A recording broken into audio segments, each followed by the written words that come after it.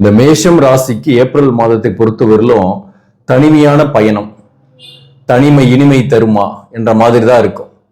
இந்த சூரியன் 12ஆம் பாவகத்தில் இருக்கும் மாதத்தோட முதல் 14 நாள். அதனால விரயங்களும் ஆகும். பிள்ளைகள் வகையில விரயம், பிள்ளைகள் வகையில மன வருத்தங்களும் இந்த காலகட்டத்தில் ஏற்படும்.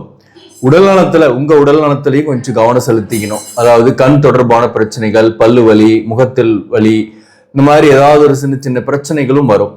அந்யோன்யமாவே இருந்தா கூட வேலை விஷயமா வேலை பார்க்கக்கூடிய இடத்துல நிறைய ஒர்க் பண்ற மாதிரி, அதே இடத்துல ஸ்பெண்ட் பண்ற மாதிரி அலைச்சல்கள், பயணங்கள், வெளியூர் பயணங்கள், வெளியூர்ல அலைஞ்சிட்டு இருக்கிறது, இன்டர்வியூ அட்டன் பண்ணக்கூடியதும் சில பேருக்குலாம் ஏற்படும். வெளியூர் பயணம், அதனால வாழ்க்கை துணையை விட்டு பிரிந்து இருக்கக்கூடிய சூழ்நிலையும் இந்த காலகட்டத்தில் இருக்கும். ஆனா சந்திக்கலனா கூட போன்ல நிறைய நல்லாவே பேசிக்கிட்டு இருப்பீங்க. ஆனா நேர்ல வரும்போது சில கருத்து வேறுபாடுகளும் அவ்வப்போது ஏற்படும். இதுதான் இந்த மாதம். வணக்கம், நான் உங்கள் ஆஸ்ட்ரோ பழனிசாமிகள். இந்த சேனலை பொறுத்தவரையிலும் சரியான ஜோதிட தகவல்களும் கைடன்ஸும் கொடுக்கக்கூடிய ஒரு சேனல். நீங்க விருப்பப்பட்டாக சப்ஸ்கிரைப் பண்ணி தொடர்ந்து பாருங்க. அதே போல இந்த வீடியோ உங்களுக்கு பிடிச்சிருந்தாலும் லைக் பண்ண மறக்காதீங்க. உங்க நண்பர்கள், உறவுகளுக்கு ஷேர் பண்ணுங்க. இந்த மேஷ ராசிக்கு சூரியனை மையமாக வைத்துதான் நம்ம இந்த மாத பலன்லாம். இந்த சூரியன் 12ஆம் பாவகத்துல முதல் 14 நாள் போர்டுல பாருங்க, ஒயிட் போர்டுல சூரியன், அதே போல சனி பகவான். சனியை அஸ்தங்கப்படுத்தும். அதுவுமே ஒரு நெகட்டிவ். வேலை விஷயமா பார்க்கும்போது கொஞ்சம் ஹார்ட் ஒர்க் பண்ற மாதிரி தான் இருக்கும்.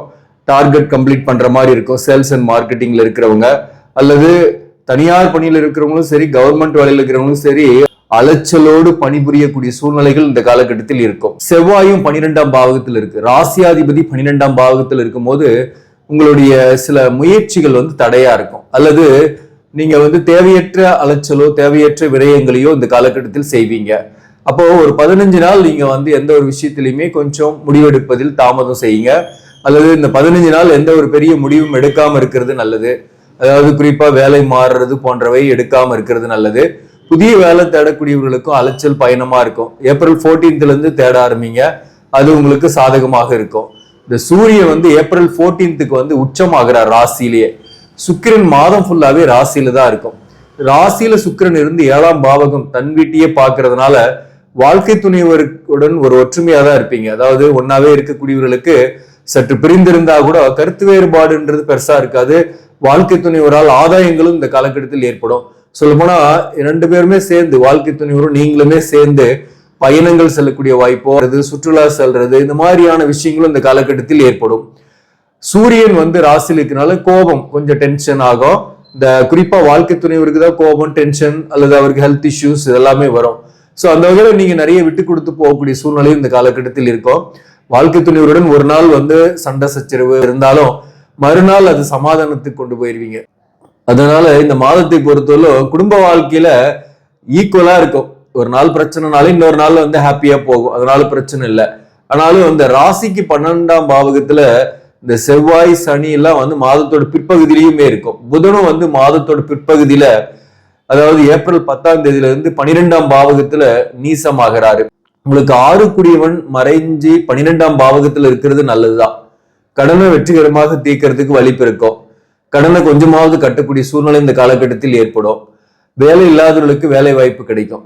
எதிரிகளுடைய பிரச்சனைகள் ஓயும். குறிப்பா உங்களுக்கு எதிர்ப்புகள், சில பிரச்சனைகளை கொடுத்தவங்க வேலை பார்க்கக்கூடிய இடத்துல அவங்க உங்களை விட்டு விலகக்கூடிய வாய்ப்பு இந்த காலகட்டத்தில் ஏற்படும். அரசு பணியில் இருப்பவர்களுக்கு ஒரு இடமாற்றங்கள் இந்த காலகட்டத்தில் ஆல்ரெடி ஏற்பட்டிருக்கும். அதை நான் போன மாதங்கள்லயே சொல்லியிருக்கிறேன். தனித்திருக்கக்கூடிய சூழ்நிலை இருக்கும். பயணங்கள் அலைச்சல்களை தரும். குடும்பத்தையுமே ஷிஃப்ட் பண்ணிக்கிறது நல்லது. அரசு பணியில் இருப்பவர்களுக்கு ஒரு பதவி உயர்வு, ஊதிய உயர்வோடு கூட இடமாற்றங்கள் ஏற்பட்டிருக்கும். இந்த மாதத்தை பொறுத்தவரை அரசு பணியில் இருப்பவர்களுக்கு அலைச்சல், பயணம், ஒர்க் ப்ரெஷர், டென்ஷன் கொஞ்சம் இருக்கும் ஒர்க் விஷயமா. ஆனாலும் வாழ்க்கை துணைவரோட பெரிய அளவுக்கு கருத்து வேறுபாடு எல்லாம் இருக்காது. வாழ்க்கை துணைவரே உங்களோட கொஞ்சம் சண்டை போட்டாலையும் அல்லது பிரச்சனை பண்ணாலையும் நீங்க கொஞ்சம் ஒதுங்கி போவீங்க, அல்லது விட்டு கொடுத்து போகக்கூடிய மாதமாகவே இந்த மாதம் இருக்கும். இந்த குரு பகவான் மிதுனத்துல இருக்கு, மீனத்துல புதன் ஏப்ரல் 10ல இருந்து பரிவர்த்தனை.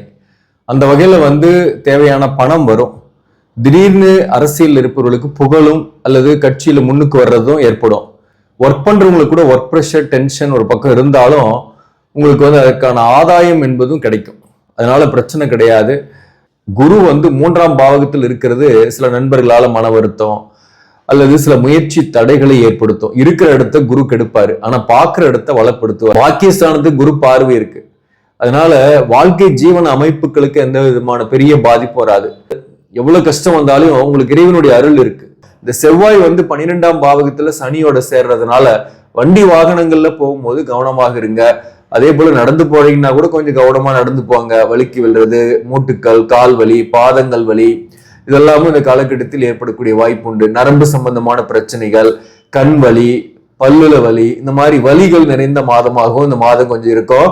உடல்நலத்துலதான் நீங்க கொஞ்சம் கவனம் செலுத்திக்கணும்.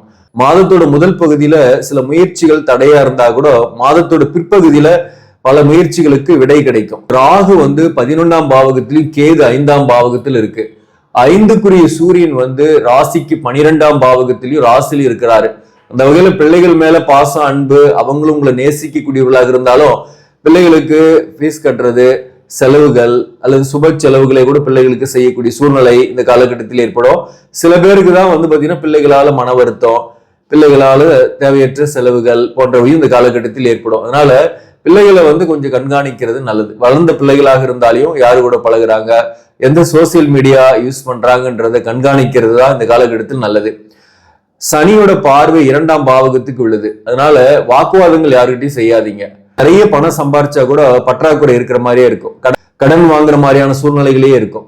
கடன் வாங்குறத தவிர்த்துருங்க. புதிய கடன் படுறத தவிருங்க. பெரிய திட்டங்களை தள்ளி வைங்க. முக்கியமா தொழில் ஆரம்பிக்கிறது, கூட்டு தொழில் போறது, அல்லது ஈவன் சொத்தே வாங்குறதுனா கூட சொந்த காசுல இருந்து வாங்கினீங்கன்னா உங்களுக்கு என்னைக்குமே பிரச்சனை இல்லை. இல்லைன்னா கொஞ்சம் போஸ்ட்போன் பண்ணி அதுக்காக பணம் சேர்த்தி வச்சு வாங்குறது நல்லது. ஆனா அதுக்கு இஎம்ஐ போட்டு கடன் வாங்கினீங்கன்னா அதோடைய அழுத்தம் ஏற்கனவே அதிகமாக இருக்கு. கடனுடைய அழுத்தம் இன்னமும் அதிகமாயிடும். உங்களுக்கு பூர்வீக சொத்துக்கள் வகையில் ஆதாயம் என்பதெல்லாம் ஜூன் மாசத்திலிருந்து குரு பெயர்ச்சிக்கு அப்புறம் ஏற்படும். அதன் பிறகு வழக்குகளில் ஒரு தீர்வுகள் ஏற்படும்.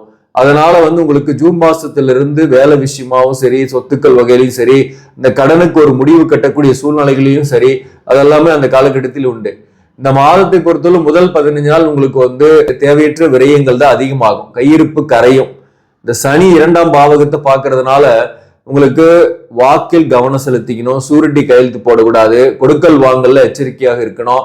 அதே போல இந்த சனி 2ஆம் பாவகத்தை பாக்குறதுனால வேலைக்கு சாப்பிட முடியாத மாதிரி கூட ஒர்க் இருக்கும். அதனால டைமுக்கு சாப்பிட்டுங்க, உடம்ப பார்த்துங்க, கொஞ்சம் எக்ஸசைஸ் அல்லது வாக்கிங் போங்க. அது உங்களுக்குன்னு டைம் கொஞ்சம் ஸ்பெண்ட் பண்ணுங்க.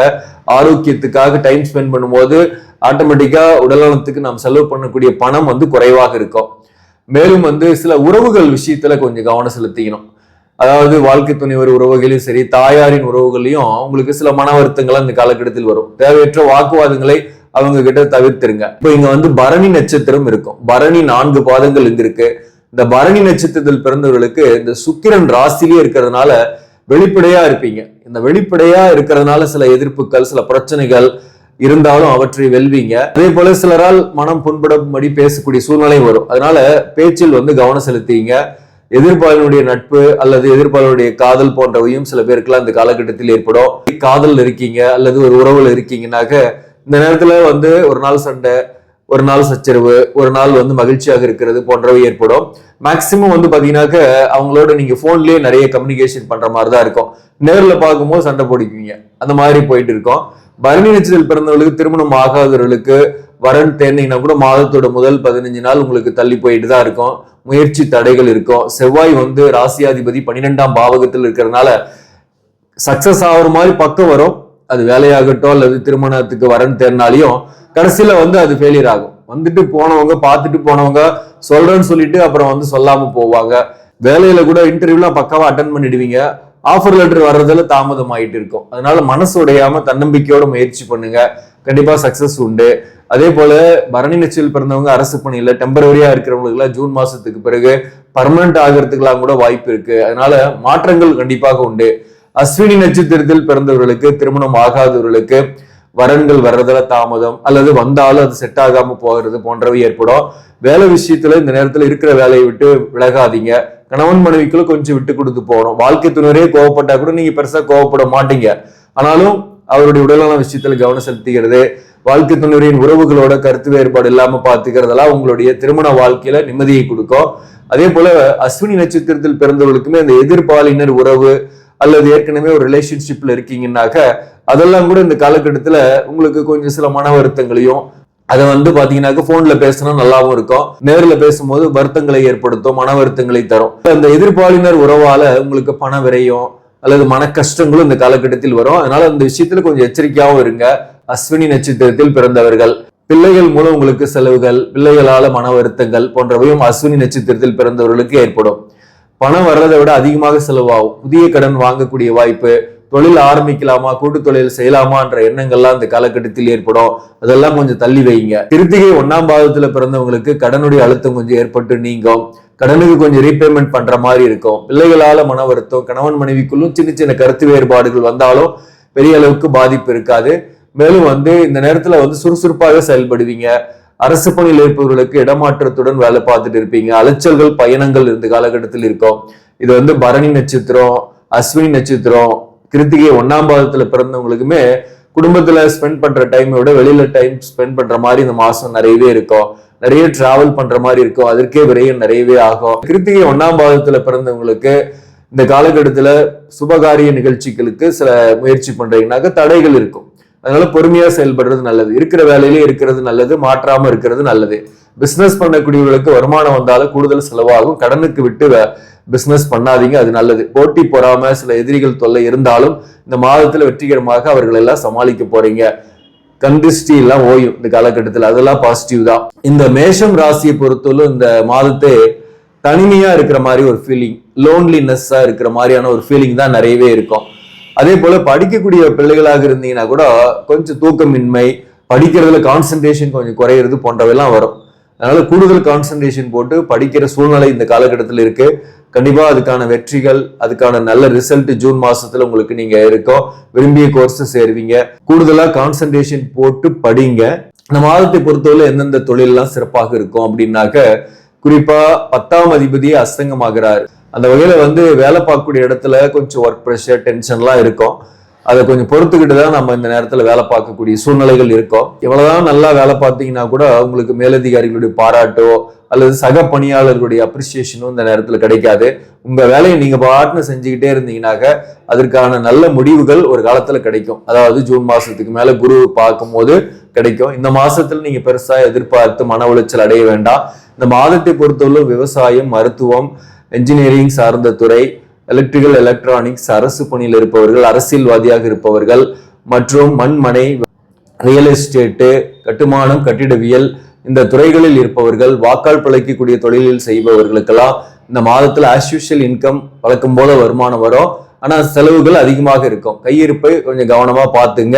அவசிய செலவுக்கு பணம் கொஞ்சம் கையிருப்பு வச்சுக்கிட்டே இருங்க, அதுதான் நல்லது. திட்டமிட்டு செலவு செய்யுங்க. இந்த மாதத்தை பொறுத்தவரையிலும் மாதம் ஒரு கலவையான மாதம் தான், கொஞ்சம் எச்சரிக்கையாகவும் இருக்கணும். ஆனா ஏப்ரல் 14க்கு பிறகு கொஞ்சம் பெட்டராகவே இருப்பீங்க.